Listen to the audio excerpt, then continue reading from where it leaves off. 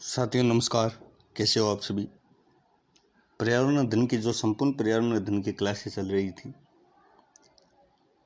उसके बाद में अब अपन ईवीएस मॉडल टेस्ट पेपर देखेंगे। साथियों, मॉडल टेस्ट पेपरों के बारे में जो प्रश्न लेकर आया हूँ मैं, बढ़िया प्रश्न है। और भी सीरीज इसकी लेकर आएंगे मॉडल टेस्ट पेपर की, तो आप जुड़े रहें, चैनल को ज़रूर सब्सक्राइब करें। चलो चलते हैं साथियों, ईवीएस मॉडल टेस्ट पेपर। देश में बाल अधिकारों के संरक्षण हेतु राष्ट्रीय आयोग की स्थापना की गई। साथियों, देश में बाल अधिकारों के संरक्षण हेतु राष्ट्रीय आयोग की स्थापना कब की गई? 2007 में, 2010 में, 2008 में, 2004 में। कब की गई साथियों? देश में बाल अधिकारों के संरक्षण हेतु राष्ट्रीय आयोग की स्थापना कब की गई? वो की गई मार्च 2007 में। मार्च 2007 में की गई। देश में बाल अधिकारों के संरक्षण हेतु राष्ट्रीय आयोग की स्थापना मार्च 2007 में की गई। अंगुष्ठानी का आकार होता है। अंगुष्ठानी का आकार कैसा होता है? टोपीनुमा होता है, गोल होता है, शंक्वाकार होता है, त्रिभुजाकार होता है या त्रिभुजाकार?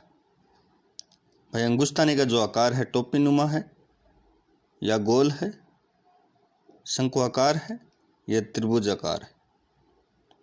तो जो अंगुष्ठानी का जो आकार होता है वो होता है साथियों टोपीनुमा। क्या होता है? टोपीनुमा।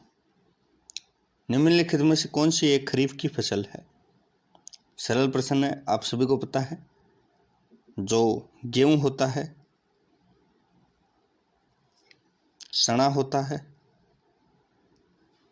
और सरसों होते हैं। जो गेहूं, चना और सरसों, ये तीनों हैं रबी की फसल। गेहूं, चना और सरसों तीनों हैं रबी की फसल। और जो मक्का है वो मक्का है खरीफ की फसल। मक्का किसकी फसल है? खरीफ की।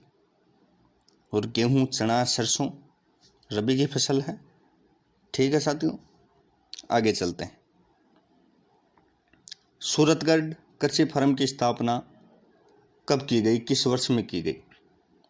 जो सूरतगढ़ कृषि फर्म है साथियों, इसकी जो स्थापना है वो 1956 में की गई। 1956 में 15 अगस्त 1956। 30,000 एकड़ तक फैला हुआ है ये। 30,000 एकड़ सिंचित भूमि में फैला हुआ है। ये जो फार्म है ये 30,000 एकड़ सिंचित भूमि में फैला हुआ है साथियों। अब ये भारतीय संविधान में कितने अनुच्छेद हैं? 340 हैं, 400 अनुच्छेद है, 395 है या 404 अनुच्छेद है? ये आप सभी को पता है कि जो भारतीय अनुच्छेद है, भारतीय संविधान है, इसमें अनुच्छेद हैं 395। 395 अनुच्छेद हैं, 12 अनुसूचियां हैं, 25 भागों में इसको विभाजित किया गया है। जो भारतीय संविधान है इसमें 395 अनुच्छेद है, 12 अनुसूचियां हैं, 25 भागों में इसको विभाजित किया गया है। राज्यसभाओं में चुनाव के लिए अपेक्षित न्यूनतम आयु क्या है? राज्यसभा में देखो साथियों, जो प्रश्न पत्र आता है उसमें जल्दबाजी नहीं करना है। राज्यसभा में प्रश्न को हमें अच्छे तरीके से पढ़ना है। भाई, राज्यसभा में चुनाव के लिए अपेक्षित न्यूनतम आयु क्या है? 25 वर्ष है, 32 वर्ष है, 30 वर्ष है, 35 वर्ष है? तो जो राज्यसभा की जो आयु है वो 30 वर्ष है। 25 वर्ष है वो लोकसभा की आयु। लोकसभा में चुनाव लड़ने के लिए कम से कम आपकी आयु होनी चाहिए 25 वर्ष। राज्यसभा में लड़ने के लिए 30 वर्ष आपकी आयु होनी चाहिए। 30 वर्ष। आगे चलते हैं। राजस्थान में राज्य स्तरीय पशु मेले सबसे ज़्यादा किस जिले में बढ़ते हैं? ये सरल प्रश्न है। नागौर में बढ़ते हैं सबसे ज़्यादा। राजस्थान में सबसे ज़्यादा पशु मेले नागौर में बढ़ते हैं। जयपुर शहर की योजना किस वास्तुकार ने की? Mirza Ismail, Vidyadhar Bhattacharya, colonel James Tod, राजकुमार अल्बर्ट। देखो साथियों, जो जयपुर शहर की योजना का जो वास्तुकार थे तो जयपुर शहर के वास्तुकार थे वो विद्याधर भट्टाचार्य थे। आगे चलते हैं। विद्यार्थी यूथ लीग 1929 की स्थापना दिल्ली में किसने की? टीकाराम पालीवाल, जानकी देव बजाज, मास्टर अध्ययन नरेंद्र और माणिक्यलाल वर्मा। तो टीकाराम पालीवाल ने विद्यार्थी यूथ लीग की स्थापना की। किसने की? टीकाराम पालीवाल ने। साथियों, भारत में रेडियो प्रसारण की शुरुआत कब हुई? बढ़िया प्रश्न है। भारत में जो रेडियो प्रसारण है उसकी जो शुरुआत है वो साथियों वो हुई 23 जुलाई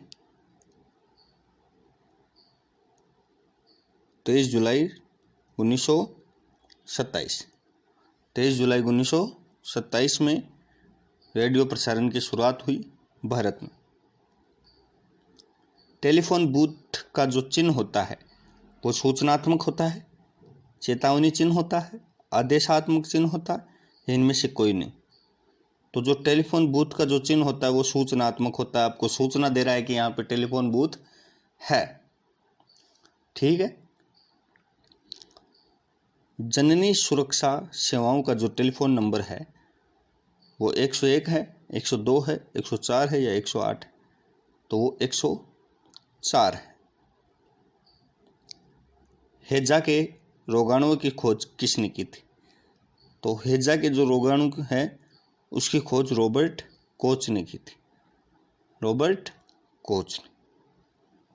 आगे देखिए साथियों, किस दिन विश्व एड्स दिवस मनाया जाता है? जो विश्व एड्स दिवस है वो 20 मार्च को मनाया जाता है, 20 दिसंबर को, 1 दिसंबर को या 1 मार्च को। तो जो विश्व एड्स दिवस है वो मनाया जाता है 1 दिसंबर को। एड्स का नाम पूरा होता है एक्वायर्ड इम्यूनो डिफिशियंसी सिंड्रोम। सही है। एड्स का जो रोगजनक है वो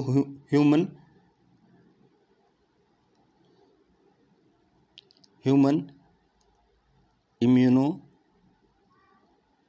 डिफिशियंसी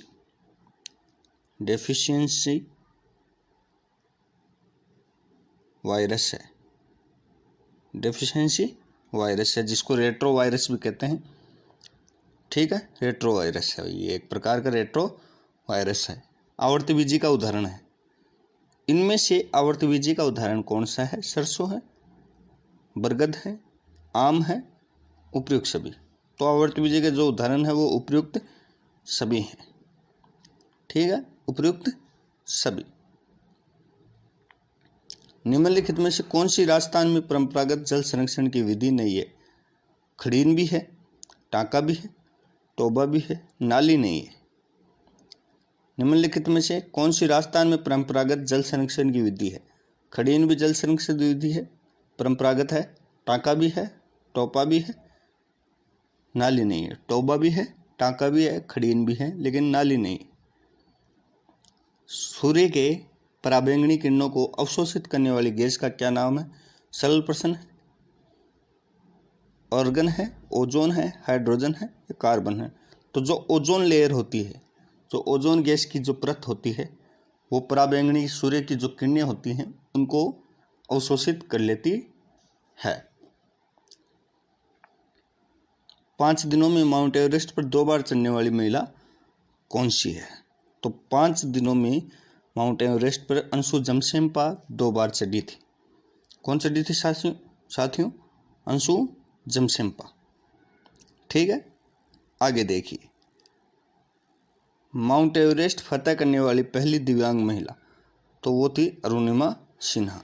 ये दिव्यांग थी, अरुणिमा सिन्हा। जो गागरोन किला है किस नदी के किनारे स्थित है?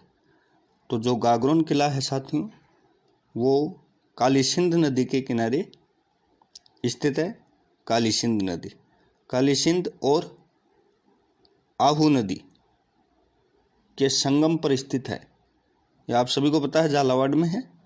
काली सिंध और आहू नदी के संगम पर स्थित है गागरोन का किला। साथी, उम्मीद करता हूँ आपको प्रश्न समझ में आए होंगे। धन्यवाद।